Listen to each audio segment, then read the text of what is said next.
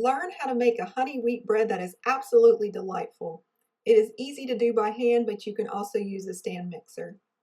Here are your ingredients, but there will be a link below that will give you nutrition information, the recipe, and details as usual. Start out by dissolving your yeast in your buttermilk. 1¼ cups of buttermilk, 300 milliliters, and 2 teaspoons of yeast, 7 grams. You don't have to dissolve your yeast. You can put it directly into the flour and move on. However, I do find that it works a little bit better if you dissolve it ahead of time. Also, if you want to speed up the process, you can warm up that buttermilk to 100 degrees Fahrenheit or around 37 degrees Celsius. That's about lukewarm. Next, you want to take 1 teaspoon of salt, 5 grams, and you want to add it into your flour. 1 2/3 cup of whole wheat flour, 250 grams, and 1 2/3 cups of white flour. All-purpose flour is what I'm using, 250 grams. Mix this up briefly. You can use a spoon or you can just use your hands. If you're going to use your hands anyway, why not just skip the spoon for now? Next, add in 1 egg, 50 grams. You can mix it up to make it a little bit easier to combine in the end.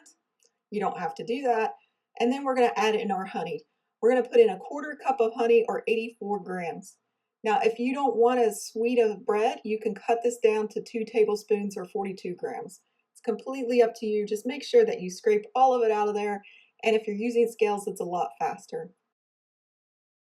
Next, we're going to add in that oil, 2 tablespoons or 30 milliliters. And finally, we're going to add in that buttermilk mixture. Again, if you want to speed up the process, just warm up the buttermilk till it's just slightly warm. Don't overheat it or it will kill off the yeast. I personally like to use room temperature buttermilk because it gives a nice slow, steady rise and it just tastes a lot better in the end. Using the back of the spoon or your hand, you're going to mix this until you get a shaggy dough. If you have a stand mixer, you can knead this in the stand mixer for 8 to 12 minutes or until it's nice and smooth and elastic, and you can also use one of those bread machines on the dough cycle. Otherwise, just do what I'm doing here. Push it away from you, fold it in half, push it away from you. And you're going to do this anywhere from 10 to 15 minutes or until it's nice and smooth and elastic. When it comes to working with whole wheat flour, you have to knead it a little bit longer. And this is a stiff dough, so you're going to get a little bit of a workout. If you are having a lot of trouble, feel free to add a tablespoon of buttermilk at a time. But I don't think you need it. This is absolutely a beautiful dough if you just let it work with you.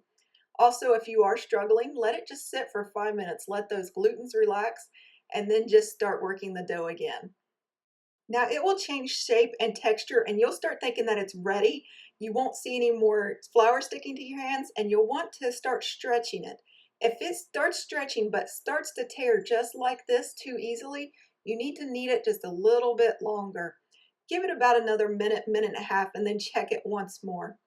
You should be able to stretch it really nice and thin and should start to see light behind it, and it should hold really well. That's when you know you have kneaded wheat dough well enough.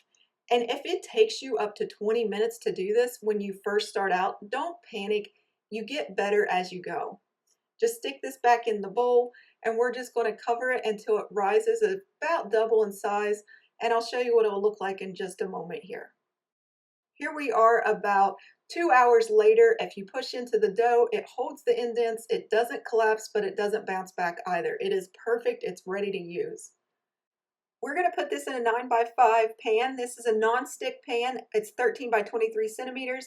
And if it isn't non-stick, you want to make sure to grease and flour it generously. And I do recommend parchment paper on the bottom. That will ensure the dough comes out if you don't have a non-stick pan.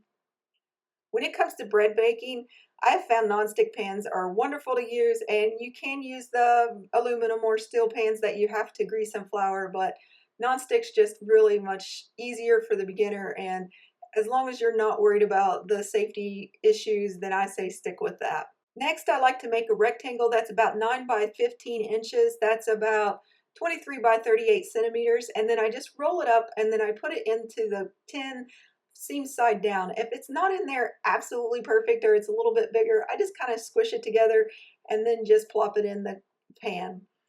Now you just want to cover this so it doesn't dry out. If you want, you could grease the bottom of the saran wrap and you could cover it that way. I don't do that because I don't find that this dough sticks too well. You want to leave this until it's about 45 minutes to an hour. And when you get close to the end, you want to preheat that oven to 350 degrees Fahrenheit or 180 degrees Celsius. There may be some gaps here and there, and that's okay, but when you press down into it, it should hold a slight indent, it shouldn't collapse, and it shouldn't bounce back. You know it's ready to go in the oven at this point. This is a homemade loaf, so don't expect perfection, especially if you have any issues with your arms like I do. I just accept that I'm going to have wonky loaves. Next, you're going to bake this 30 to 35 minutes or until it's golden brown. And here is our loaf. It is absolutely beautifully golden brown. It's going to taste absolutely delicious. It could have probably risen a little bit longer, but that's okay. That happens sometimes. Don't worry about the little cracks and crevices. It still tastes wonderful. And I'm going to cut into this, but apparently Maggie has heard that I am cutting bread and she is begging to come inside and see what's going on. And Raymond was already in the background, so now she's going absolutely bananas. And as I promised her last recipe, I would make her something that she could enjoy. This is a really nice, soft, tender crumb, and if you baked it well, it should bounce back when you cut into it. I would let it cool for at least an hour until you cut into it, and then you can share it with your family and friends. Let's see what Maggie thinks about it. I think it's a hit. Her, Raymond, and Jackson are all begging for the food.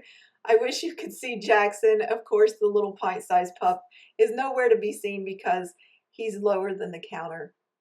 If you've been watching this long enough, you will know that our dogs are always in the videos. Sometimes the cats come about. I can't help it. I decided to embrace it and just enjoy life a little bit better. You gotta have a little bit of fun in the kitchen or you're gonna be absolutely miserable when you're learning to bake things. I hope you enjoyed this recipe, and as always, happy baking.